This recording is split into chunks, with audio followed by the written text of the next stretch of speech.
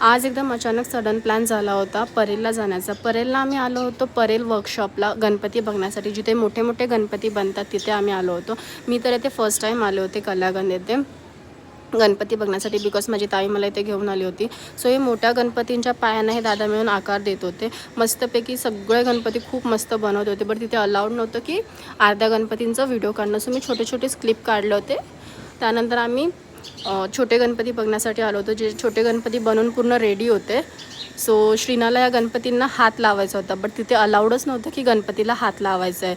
तरी ती खूप हट्ट करत होती. मग मी तिला बोलली तू लांबूनच पाया पड. सो ती लांबून पाया पडली. नंतरला ती मला एक एक गणपती दाखवत होती. खूप सुंदर सुंदर असे गणपती होते. हा गणपती बघा खूप सुंदर आहे.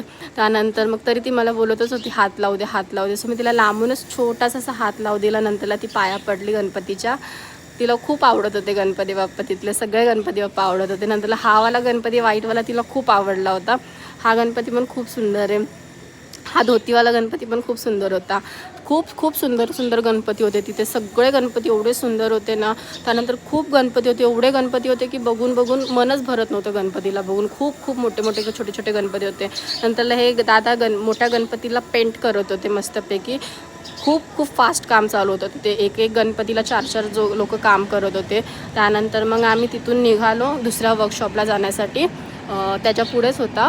त्यानंतर तुम्हाला कोणाकोणाला आठवते हा ब्रिज कोणता आहे? मला तर माहिती आहे, सगळ्यांनाच माहिती असेल हा ब्रिज कोणता आहे. तरी तुम्ही कमेंटमध्ये नक्की सांगा हा कोणता ब्रिज आहे.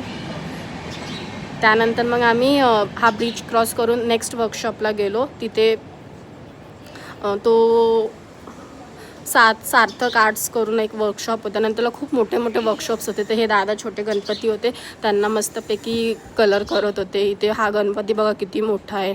नंतरला हा बघा किती सुंदर गणपती. हा पण कमळावर